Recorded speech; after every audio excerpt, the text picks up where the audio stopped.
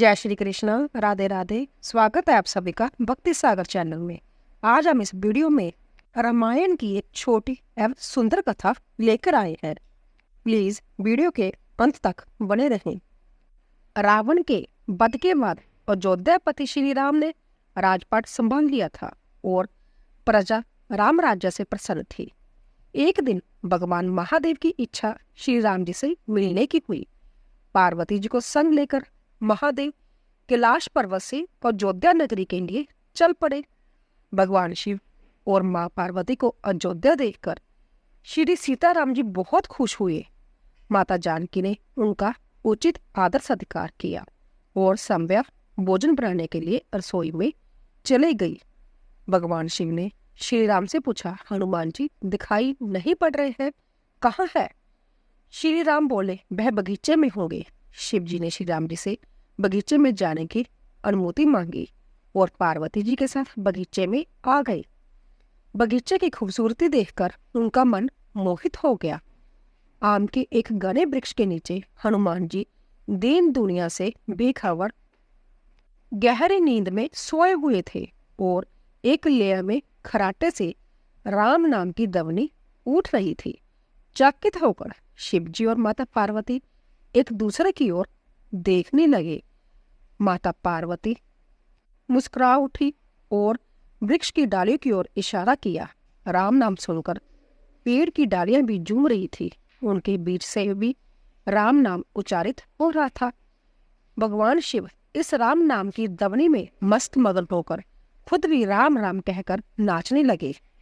माता पार्वती जी ने भी अपने पति का अनुसरण किया। भक्ति में भरकर उनके पांव भी थिरकने लगे।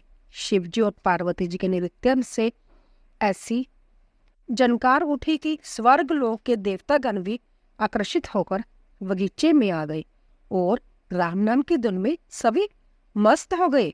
माता जानकी भोजन तैयार करके प्रतीक्षा कर रही थी, परंतु संध्या गिरने तक भी अतिथि नहीं पधारे। तब अपने देवर लक्ष्मण जी को बगीचे में भेजा। लक्ष्मण जी ने अवतार ही लिया था श्री राम जी की सेवा के लिए। अंततः बगीचे में आकर जब उन्होंने धरती पर स्वर्ग का नजारा देखा तो खुद भी राम नाम की धुन में झूम उठे। महल में माता जानकी परेशान हो रही थी कि अभी तक भोजन ग्रहण करने कोई भी क्यों नहीं आया। उन्होंने श्री राम से कहा, भोजन ठंडा हो रहा है, चलिए हमें जाकर बगीचे में से सभी को बुला लाएं। जब सीताराम जी बगीचे में गए तो वहां राम नाम की धूम मची हुई थी। हनुमान जी गहरी नींद में सोए हुए थे और उनके खराटों से अभी तक राम नाम निकल रहा था। श्री सिया राम जी बावल होठ श्री राम जी ने हनुमान जी को नींद से जगाया और प्रेम से उनकी तरफ निहारने लगे। प्रभु को आया देखकर हनुमान जी शीघ्रता से उठ खड़े हुए और नृत्य का माहौल भंग हो गया। शिव जी खुले कंठ से हनुमान जी की राम भक्ति की सराहना करने लगे। हनुमान जी सब कुछ देखकर मन ही मन खुश हो रहे थे। श्री सिया राम जी ने भोजन करने का आग्रह भगवान शिव से किया। सभी लोग महल में भोजन करने के लिए चल पड़े। माता जानकी भोजन परोसने लगी। हनुमान जी को भी श्री राम जी ने पंक्ति में बैठने का आदेश दिया। हनुमान जी बैठ तो गए, परंतु आदत ऐसी थी कि श्री राम जी के भोजन के उपरांत ही सभी भोजन करते थे। आज श्री राम के आदेश से पहले भोजन करना पड़ रहा था।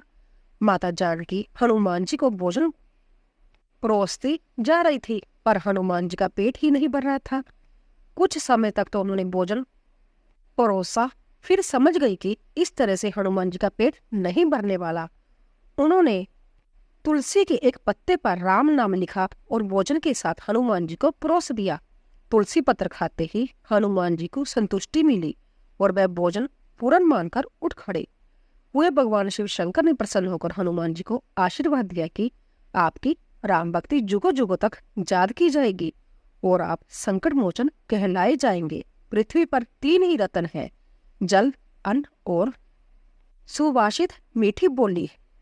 मूर्ख लोग पत्थर के टुकड़ों, हीरो, मोतियों, मणियों आदि को रत्न कहते हैं, लेकिन राम भक्ति सबसे बड़ा हीरा है।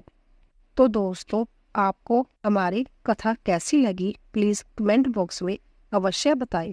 कृपया जाने से पहले चैनल को सब्सक्राइब कीजिए और लाइक कीजिए और शेयर कीजिए। आप सभी का धन्यवाद।